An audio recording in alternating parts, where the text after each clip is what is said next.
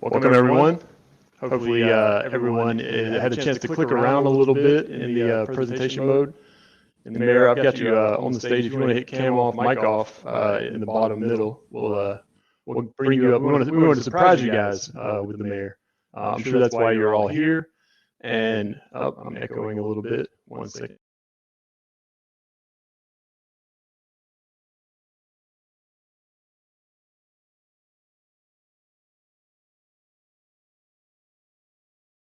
Can you guys hear me a little bit better now? Let me know in the chat. All righty. So thank you guys again. Technology, gotta love it. I'm going to bring up Tom now, Mr. Tom Rogers from the UT Research Park. He is going to get us kicked off, but I just want to welcome you guys. Please play along in the chat. It's going to be an interactive session. There's a Q&A tab. If you have questions, please add them in there. You can click ask and then submit them anonymously if you don't want your name to be associated with it. But without further ado, Mr. Tom Rogers, take it away. Great, thanks, Alex. And good morning, everyone. It's my pleasure to welcome you all to the Innov865 Alliance's virtual event with Mayor Indya Kincannon. As Alex said, my name is Tom Rogers. I'm the president and CEO of the UT Research Park at Cherokee Farm. Last year, the Innov865 Alliance decided to seize on a very unique opportunity. The City of Knoxville will be electing a new mayor, and so we hosted the first mayoral candidate forum of the campaign season. Mayor Kincannon participated in that very first forum and was a clear standout. Since then, the Innov865 Alliance has been committed to engaging community leaders to elevate the importance of entrepreneurship and innovation. During 865 week last year, we held the first debate with the final two candidates for mayor. After Mayor Kincannon was elected, we met with her and her staff to share our vision for Knoxville's entrepreneurial ecosystem and to offer our support and assistance as she creates and executes her economic development agenda. The Innov865 Alliance believes that entrepreneurship is essential to the success of our community.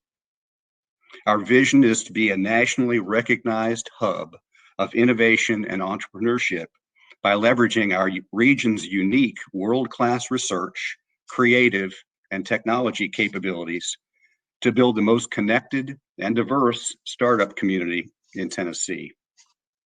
That's why we host forums like this one today and host events like the Innov865 Week.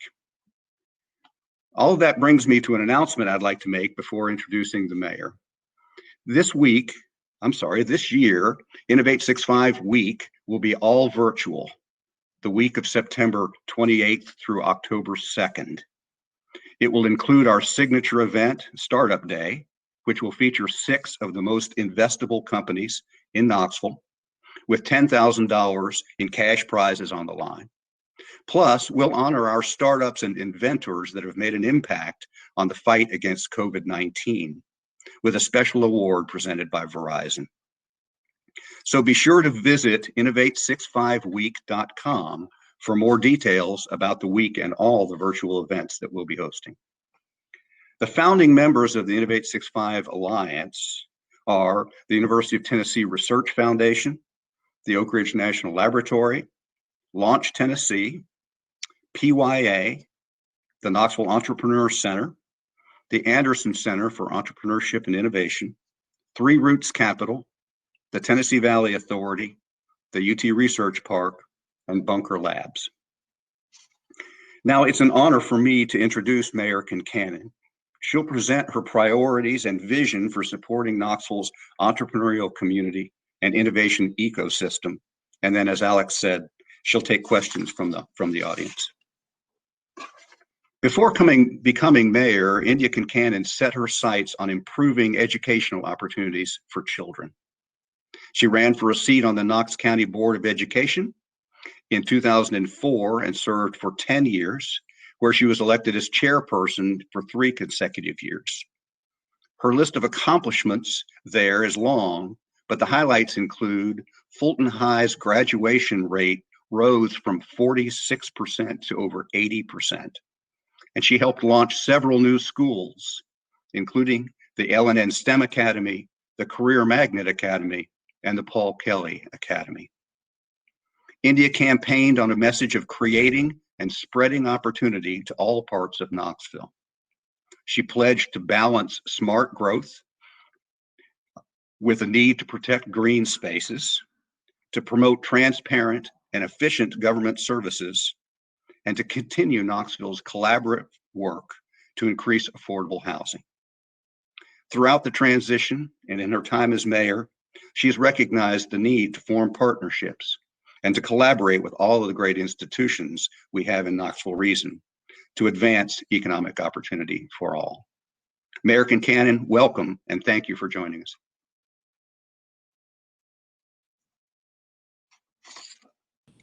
Okay, good morning, Tom. Can everybody hear me okay? Okay, great. Thank you so much. I'm really pleased to be here. It's a pleasure to participate again in another Innov865 event. And I really appreciate all the work that all the partners do to make these events happen, because it raises the profile of the importance of entrepreneurship and innovation in our community, and moves us forward as a community that attracts more innovation and entrepreneurship, growing our own and also bringing capital and innovators to our community to make their lives and businesses here. So first I want to give a shout out to Alex Abel.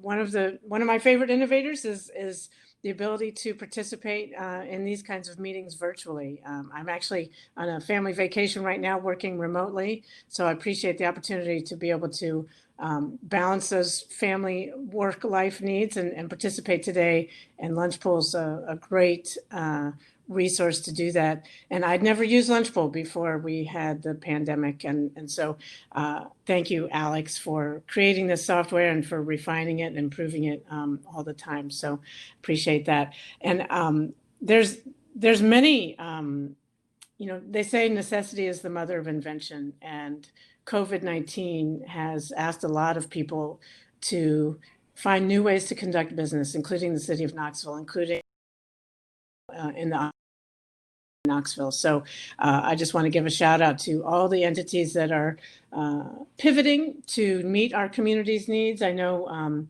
EDP Biotech was focused their lab work on cancer screenings, and they're moving to do antibody testing. Integrity Labs is a company that was founded by someone who was from Knoxville. I'm not sure if they're still in Knoxville, but anyhow, they now do fast turnaround COVID testing, but also distilleries who, we have a shortage of hand sanitizer, and a lot of our local distilleries and other sort of entities pivoted to making cleaning supplies. So we had hand sanitizers for the general community for sale, but also a lot of donated to our public safety and first responders. So, and I also want to give a shout out to Songboarding. They were one of the winners of a recent Startup Day event, and they use songs to help people do workplace training, onboarding, but they call it Songboarding.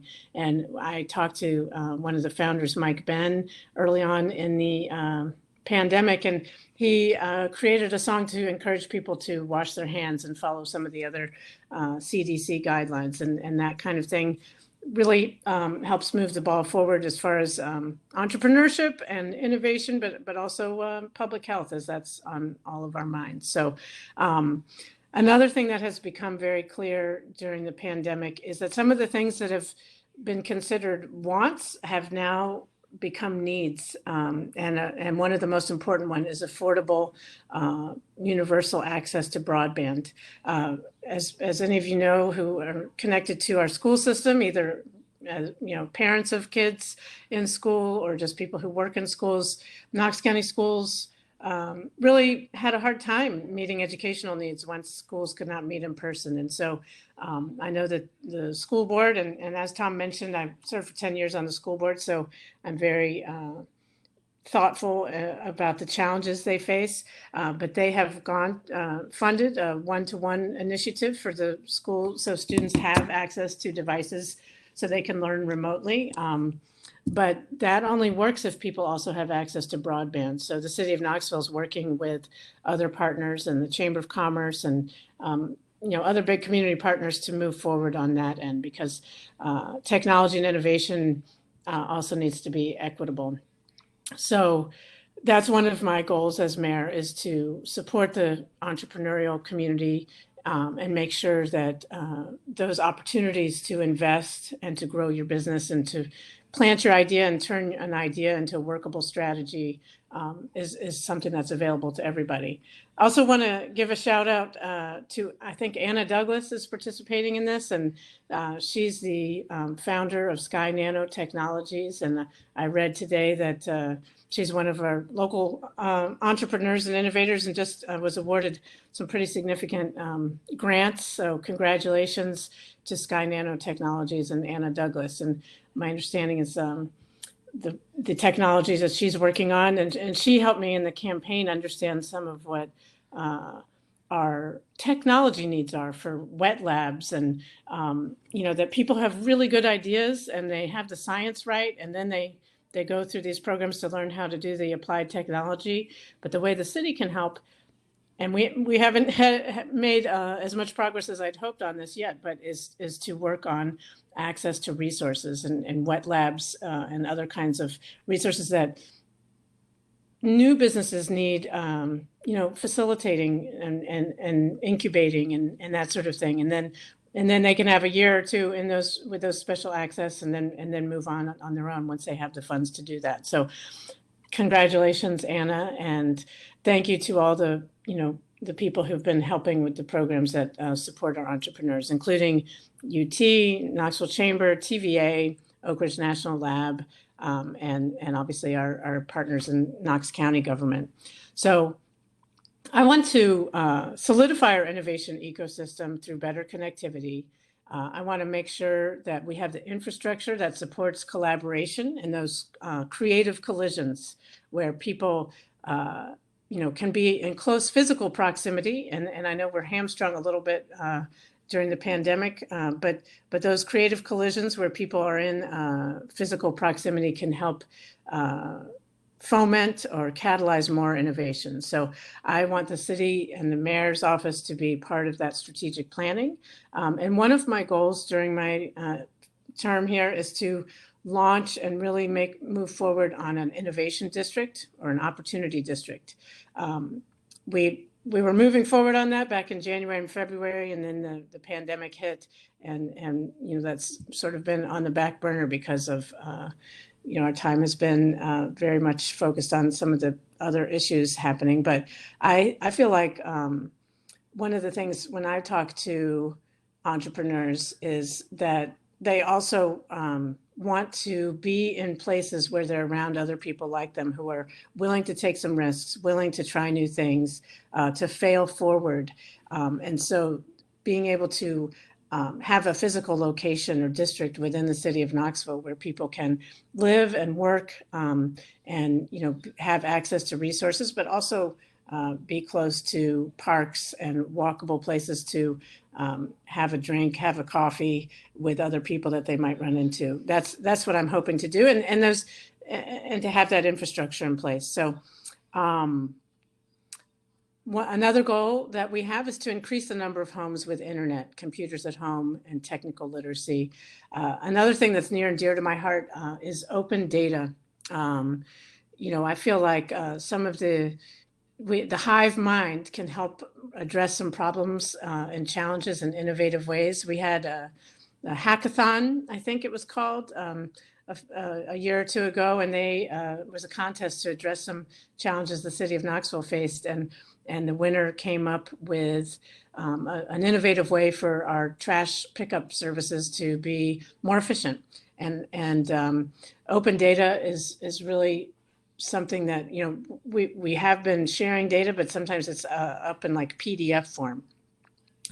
You all also may know that we've had an issue with a recent malware attack on the city of Knoxville. So we need to I want to push forward on open data, but also make sure that the first order of business is to make sure our open data is also protected and not putting out any sensitive information. But there's a lot of information we can share.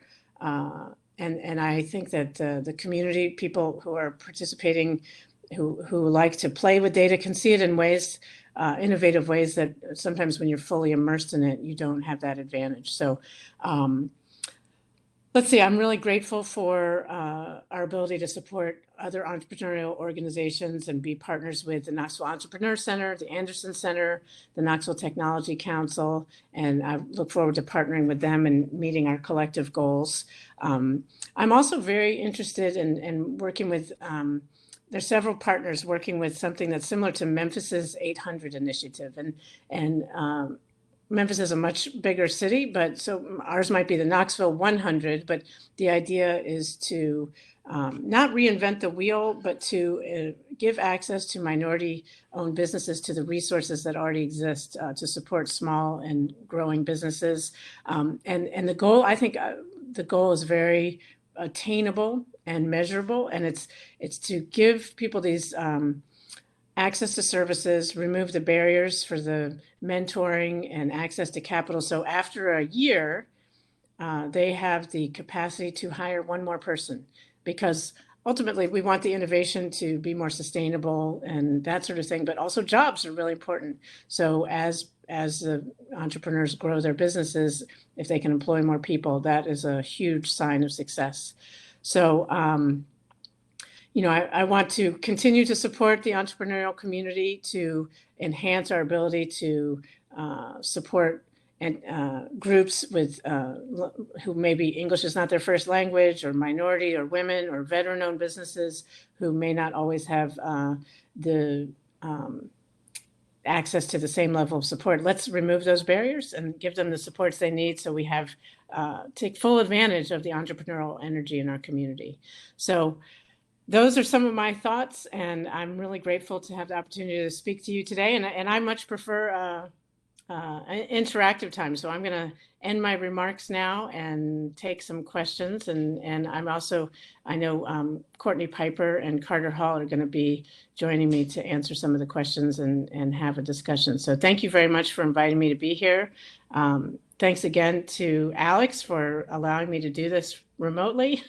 And congratulations for making Innov865 this week coming up in September virtual. I'm looking forward to participating in that as well. So we're going to ask our questions in the Q&A tab at the top of the chat screen in the far right. So I'll look for those questions. And there's right. Courtney. Okay. Thank you, Mayor. Carter, you want to join us on the stage? Okay. Well, Mayor, thank you again so much. And as we wait for Carter to join us and for our Q&A tab to populate here, there's Carter. Hello. Hello. Oh, I see a question from Eric. What's a metric that matters when it comes to gauging the success of your ecosystem? Jobs, Yes. Number of startups, patents granted. Well, I think all those are good metrics. Jobs was the one that was first on my mind, but Courtney and Carter, if you want to speak to the relative merits of those metrics, I think more than one metric is probably a good idea. Yeah, I'll jump in and speak a little bit to that. I think that jobs is absolutely one of the main metrics that we want to look at when we're gauging success. What is sort of like the point of innovation and inspiring entrepreneurship if it doesn't lead to people being able to make a living off of it and people being able to be a part of it. And we as a city want to help encourage companies to grow so that they do have more both human capital from that standpoint, but members of our community, right, are able to be more involved and to increase access to jobs. Entrepreneurship and innovation is a really great way to see class rising and to be able to see people find success with themselves and to be able to continue to improve their own livelihoods and give back to the community in a way of job creation. Another huge concern for entrepreneurs and innovators is access to capital. And I think that that's another metric that I'm really interested in as someone who works with a lot of these concerns and aspects of our innovation ecosystem is what does outside capital look like, but also we do have a lot of internal great providers of capital and institutions that are really valuable in terms of engaging with our small businesses. And so making sure that, we as a city can help make those connections happen, and not just in terms of resources like capital or investment money, but also education and other connectivity. So those are the two that really stand out to me as being the main ones to measure. And then, of course, number of actual new startups that are happening. The longevity of those startups is really important. And then, of course, there's a diversity aspect to it too. We want to see that all members of our community are able to really thrive in an innovation ecosystem, not just a select few that we typically see in a lot of other cities when their innovation ecosystems get going. Great. Thanks, Thank Carter. you, Carter. All right, our next question comes from Milt Capps in Nashville. Mayor, do you have any comments on the Techstars Innovation Ecosystem Assessment that's being undertaken with the lab, TVA, and UT support? Yes, I'm a full supporter of that. I've been involved in the conversations the last several months, and I'm really excited because, one thing we all want to do is raise Knoxville's profile as a place where entrepreneurs and innovation is happening, and expand upon that. So Techstars is a proven program, forward thinking.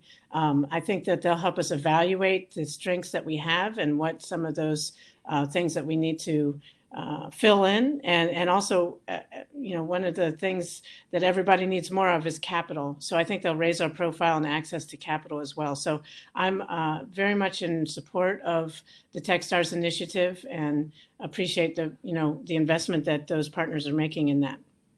Thank you. Next question. When you meet with mayors from other cities, what do you hear about their efforts to support entrepreneurs? Are there other cities or approaches we should look to as models? Well, I haven't been able to meet with mayors as much as I would like, more, given the constraints on travel and convening. But I do think that people are talking about how to connect the amenities of cities, because people want to be in cities where there's cultural life and those opportunities for interacting. It's an agglomeration economy.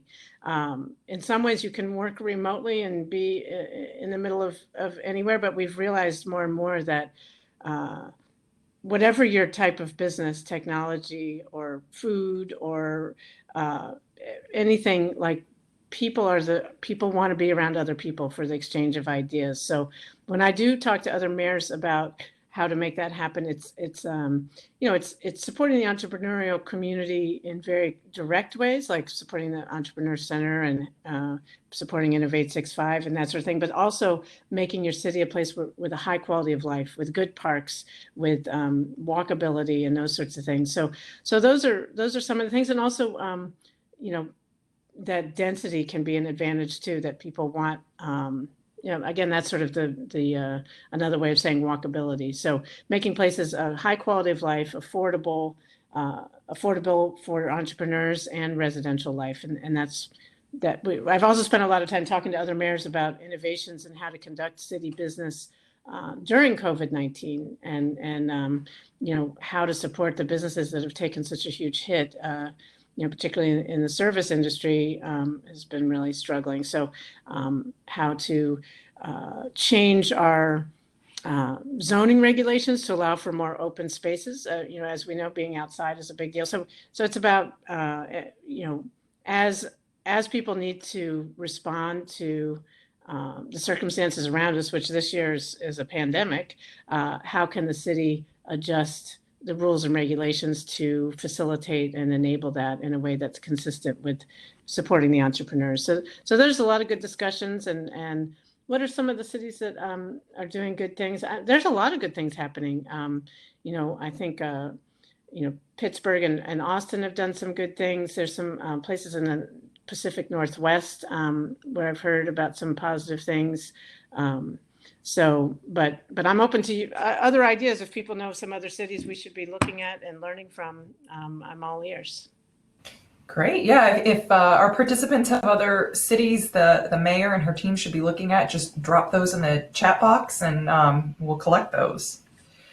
Okay, Mayor, next question. Notwithstanding the pandemic, would the city consider shifting resources from tourism, which has become much more self-sustaining, to entrepreneurship and innovation, basically shifting priorities? Yeah, I'm open to that. I'd have to look closely at what we're currently funding and how that might happen. As I said, I do want to move forward with an innovation district of some kind, and trying to find partners to do that. But some of that could be capital investment, some of that could be operating, and some of that could come from a shifting of existing resources. But I'm also hoping, fingers crossed, that our economy recovers and that we can invest more via a strong economy as well. But I understand that sometimes the economy, revenues and whatnot, stays flat or sometimes declines. So shifting priorities is the name of the game. I as mayor need to be entrepreneurial too, and there's a lot of need for innovation in city government, whether it's how we imagine and redefine public safety issues, to how we can support entrepreneurs. Because to me, a lot of these conversations we're having in Knoxville and around the country about law enforcement, we need to address those, but economic empowerment is a big part of that. And so making sure that we invest in entrepreneurs and access to capital through all members of our community. Something I've been reading about and thinking a lot about is neighborhoods of opportunity. So how can we make all parts of all of our neighborhoods places where people have an opportunity through hard work and education, have an equitable opportunity to succeed in whatever their aspirations are. So investing in entrepreneurship is a big part of that empowerment, and a big part of, I think, addressing these issues that are coming up this summer that relate to law enforcement on the surface, but the underlying issues have to do with opportunity. So I would just, Thank you. if I can, on that, and say that I think that a lot of times giving into our innovation ecosystem benefits tourism and vice versa. I think that you look at a lot of cities that have leveraged, whether it's an innovation district or just a reputation and a good marketing strategy around being an innovative and welcoming city for people interested in software development, hardware development, other innovative type aspects of business. They've been able to turn that into tourism boons. I mean, and you think of like Austin with South by Southwest, right? Like that's a good example of a city that had built this reputation and a good ecosystem around innovation and turned it into this massive thing that it is now, this massive driver of tourism. And, the other way with tourism, brings more people here, gets to know the city, and that can help us bring new people who want to invest in Knoxville, be in Knoxville, for Knoxville, not just for our business climate or what we've given to the innovation ecosystem here, but they want to be here because of our quality of life, and they see that through tourism. that's a good point, Carter. All right, next question. Mayor, any updates on plans for the Old Standard Knitting Mills project? I haven't been in touch with the developers recently, but I know that they're still, they own the property and they're still moving forward. I think, like so many things, it's going to be a little delayed due to COVID-19 challenges. But last I checked, they're still moving forward. And I think our next step as a city is to reach out to them and work on the plans they have, and making sure that the community is kept abreast of those plans and has an opportunity to, to collaborate with them to make sure that it's a really good plan as far as fitting in with the existing neighborhoods. But I'm excited about it. Carter, I don't know if you have any further updates on that one. I know Stephanie Welch, my deputy director for economic and community development, is the main point of contact on that. But Carter, if you have any further details, that's all that I can recall at the moment, that they're moving forward, but just more slowly than we expected. Yeah, that's what I have too.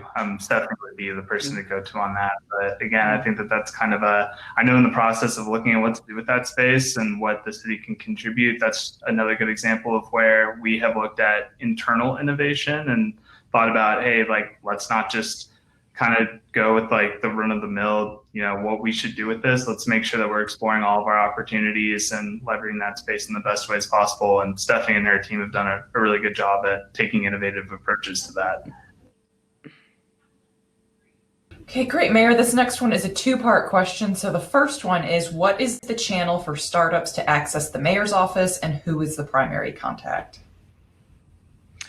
Well, I think Patricia Robledo is the city's business liaison, and she would be a good person to reach out to as a starting point for what the resources are. She's been working. She started with Mayor O'Hara's administration and just knows the ins and outs of our current ecosystem, and is going to be helpful in how we continue to expand and make that a stronger system. So Patricia Robledo.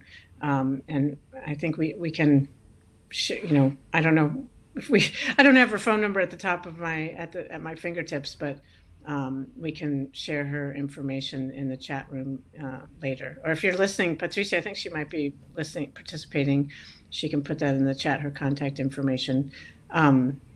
Carter's another good person to talk to. And I see the second question I'm going to let Carter address, because he's also very well versed on the sustainability issues and greenhouse gases. So Courtney, if you want to ask that, and then Carter, go ahead. Sure. The second question is just simply related to environment and GHG initiatives, and wanting to discuss your thoughts. Yeah, I would just jump in here again. Another opportunity for us to leverage internal innovation. Brian Blackman, who's our director of sustainability, is someone who impresses me like every single time I talk to him, in terms of he's someone who is always thinking about how we can be more innovative and do more traditional projects to lower our greenhouse gas emissions, but then also how do we help others in the community to do that as well. He's a big open data proponent. He comes from a software development background. And so seeing what he's been able to do in terms of our open data recently is something I know he's worked a lot on. I think outside of our Office of Sustainability and more in the entrepreneurship world, doing what we can to help address issues around biotech, I think that's something that we can be a really big part of, and addressing that section specifically. East Tennessee is in a unique position to do really well in biotech and have a thriving biotech ecosystem in and of itself inside of the innovation ecosystem.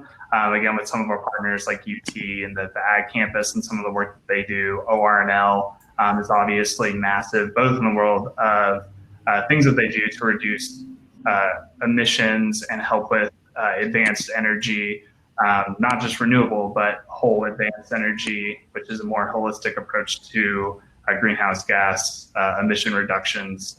So working with our partners to make sure that those opportunities are being elevated, then also companies that do work specifically to reduce greenhouse gas emissions are getting all the resources that they need from the city and from all of the resources that are available in Knoxville. And let me just add to that too, as a member of the Mayor's Climate Council, I'm really proud of the city and this administration for elevating climate and energy as a priority for this administration, because not only are there environmental benefits, but as Carter and the Mayor alluded to, there are several opportunities for economic development, entrepreneurship, and innovation. So I think it's a great thing that the city has a climate plan and that the Mayor has engaged a public committee to help guide and inform that process. Let's see, next question here. How can we leverage the urban wilderness, greenways, etc. for entrepreneurship? That's a great question. I'm a big fan of Knoxville's outdoor resources, including the urban wilderness, and I personally use the trails in our city, multiple times a week.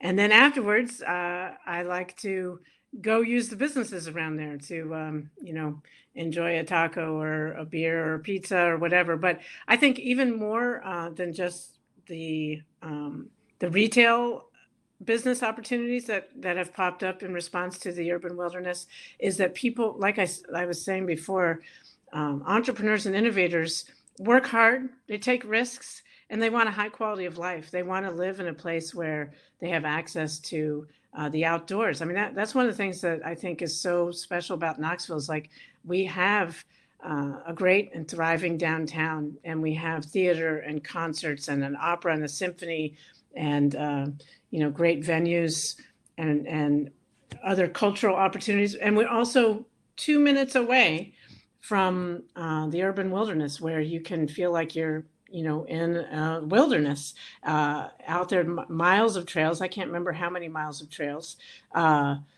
So I think that those kinds of amenities are getting out more. We're seen as a magnet for, people, some people call us like the Boulder of the, of Appalachia. And so that sort of healthy mindset where people can work hard, play hard, I think attracts entrepreneurs. And so if we can, and the direct business opportunities, but the indirect stuff too. So that, I see that we can continue to build on that. As some of you may know, just last week, we finally, after many years, starting under Mayor O'Hara's administration, the transfer of the James White Parkway from Tdot to the city was finalized. So that's a really big opportunity. James White Parkway was once going to be a major highway connecting, to Sevier County. But we've learned over time, I have a background in urban and regional planning, that if you build a big highway through something, people don't usually want to stop. So I'm really grateful for Mayor O'Hara and the other people who had the vision to reimagine what the James White Parkway could be. And as we move forward with phase 2 of the Urban Wilderness Gateway Project, I see the connection. So the urban wilderness is located in South Knoxville, but it's an amenity for the whole region. And I think as we are able to develop the James White Parkway into a multimodal access point, so connecting to Morningside Park and East Knoxville and downtown and the Science Center, that's just going to be a attraction for entrepreneurs and tourists, and just show people that we care about the quality of life. And I think that we're on a really have a lot of positive momentum in that regard. Great. And also I noticed Patricia put her contact information both in the general chat and the Q&A, so folks have that information, both her email and her phone number. Thanks, Patricia. Okay, just time for a couple more questions. Mayor, when you speak of investing in entrepreneurship, what specifically do you mean? Are you talking about investing in buildings and programs or ecosystem builders? That's a good question. And in my experience, the government isn't always in the best, or is it appropriate for government to be picking winners and losers in the business community and entrepreneurial community. So I believe it's better for the city to be investing in infrastructure and investing in programs, including programs that offer financial support and loans and so forth to those ecosystem builders. But I think I don't intend to have the city become like a bank or giving direct loans to entrepreneurs, but to set up this ecosystem where other financiers are able to do it in a with more volume, increase the volume of money available to people, increase the openness to risk, and increase the willingness for entrepreneurs to make Knoxville the place where they start and grow their businesses. So that's how I see it, not directly to individuals, but to programs and infrastructure. Okay, Mayor, you mentioned the Memphis 800. Can you go into any more detail about special consideration to placing special emphasis in growing minority businesses in the city? Absolutely.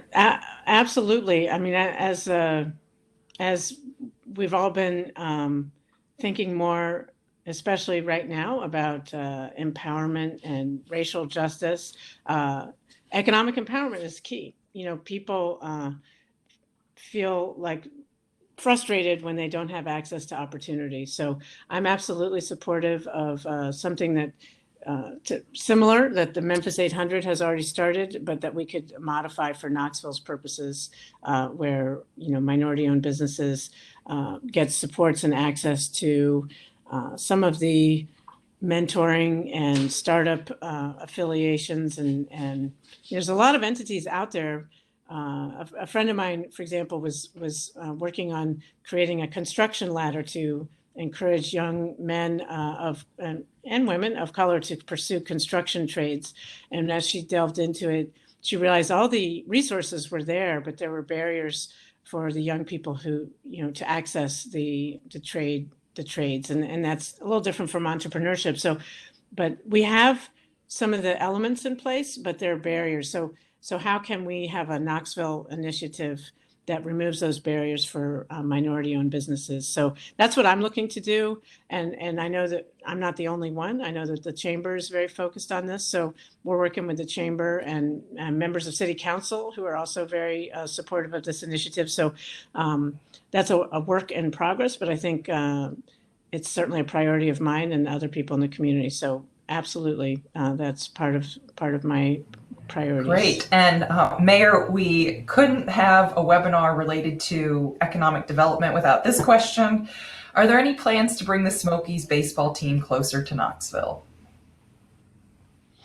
Well, we'll have to talk to Randy Boyd about that. I know that he owns the team, and he also owns a lot of property in the old city. And I know there's a lot of support in the community for bringing baseball back. My interest in that is to make sure that whatever public investment goes in there, that the benefits outweigh the risks. And I see it also as an opportunity.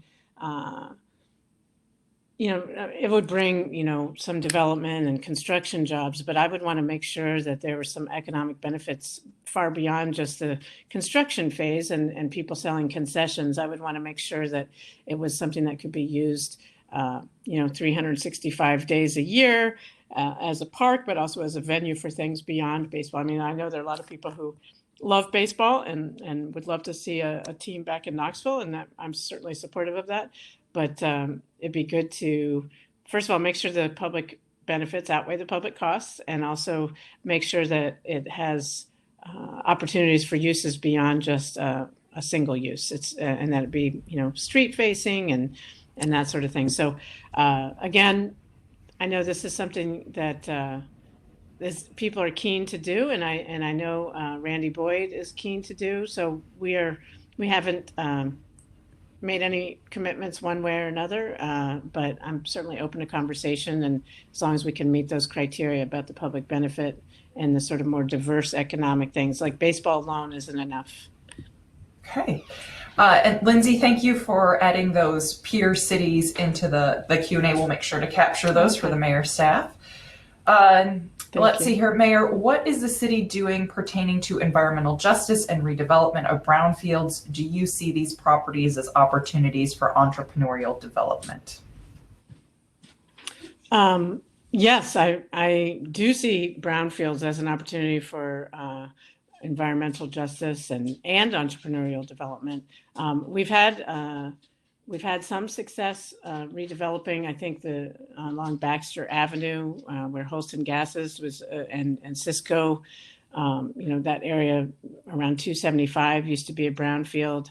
I know we are working on some further improvements in that 275 corridor, which, has been a little, I don't know if it's an official brownfield, but it's a little bit of a industrial waste area, I think, and so the city has worked, our engineering department and our Office of Redevelopment over the years has worked on getting a hold of those properties that are otherwise undevelopable unless the city sometimes puts puts in those mitigation things and cleans it up so it can then be reused. Maybe, not all reuses, but certainly could be used for maybe some of these things that innovators need, lab space and that sort of thing. So I don't know, Carter or Courtney, maybe you all have some further details on some of this, and if those are things that the Climate Council might provide some insight and ideas on as well. Actually, that's a really good idea, and it should be something we consider. But Carter, do you have anything to add? No, I think that the mayor hit on most of the things that, I would say, again, this is a huge opportunity for us to look inward and connect, sustainability and economic development to work together on how to best approach this. So I think that that's absolutely something that we should look into, and I would guess that we are. And that I'm not directly involved in it, but yeah, I think that that's a great opportunity. Environmental justice is absolutely something that we're concerned about, not just reducing our greenhouse gas emission numbers and kind of wiping our hands and being like, yeah, we did it. We fought climate change. There's so much more that goes down into that, and environmental justice and economic development go hand in hand together in doing that. And Mayor, our final question, again from Milk Caps in Nashville. According to some reports, Tennessee lags many peer states in technology transfer and commercialization and corporate R&D. Is there room for this on your agenda? I think there's room for that. I'm not sure what the city of Knoxville can do to facilitate that. I mean, some of the things that are already happening with partnerships with Oak Ridge and UT and some of the stuff that Tom Rogers was talking about. So I can continue to support that and applaud and support and continue to build on the Anna Douglas's adventures of the sky nanotechnologies. So how can we build on those things and get people to go? We have so much intellectual capacity in the Knoxville area between the lab and UT and TVA. How can we transfer that? So I do think we have a lot of untapped potential in that area, and we've always been less than the sum of our parts. And so we need to change that from, and I noticed someone before said that we could use the Research Triangle in North Carolina as a model to follow, because they certainly are well known as a place where you conduct research and then transfer that to business applications. So there's a lot we are working on that already, and that is part of my agenda. And I will certainly rely heavily on our partners to, who are immersed in this work. But anything we can do to remove those barriers and catch up, we need to do it, and I'm all for it. So I will work with our partners at Oak Ridge and TVA and UT to continue to make progress in those areas. I would jump here again if I can. I think that what the mayor said around engaging our, especially on helping elevate new ideas is really important. But I really like that this question got at engaging our corporations and our big cos that are here with their R&D. I think that that's something that the city can do better at in terms of engaging our large companies that are here. I think that's something that a lot of us that currently consider ourselves in the innovation ecosystem can do better at, is going to them, making specific asks and asking and welcoming them into the community. It's something that I don't think has always happened in the most efficient or effective way. And so doing that better is certainly a priority. And kind of gets back to, we were talking about metrics earlier as the first question. And I realized that one of the metrics I forgot to mention that I think is really important is what amount of our small companies that are here are actually able to go through and work with our large companies and actually end up being acquired by those large companies. That's a metric that I think is really important to measure, a valuable metric of success of companies, and helps us kind of gauge not just the values of ideas that are happening in our small businesses, but the engagement from our large companies in terms of acquisition and actually being a contributing member to the innovation ecosystem. Great. Well, Mayor Kincannon and Carter Hall, thank you so much for joining us. We really appreciate your time. And just to reiterate some of Tom Rogers' comments, the Innov865 Alliance is here to help you as you navigate your priorities for entrepreneurship, innovation, and economic development. And we look forward to engaging you more in Innov865 Week, which will be done all virtually. Alex with Lunchpool will be helping us out again. That's September 28th through October 2nd. So everybody stay tuned for more information. And Mayor and Carter, thank you all so much again for joining us. I want to remind folks that Lunchpool is an interactive platform, so you can stick around and continue to network just like you would at an in-person event. So thank you all very much.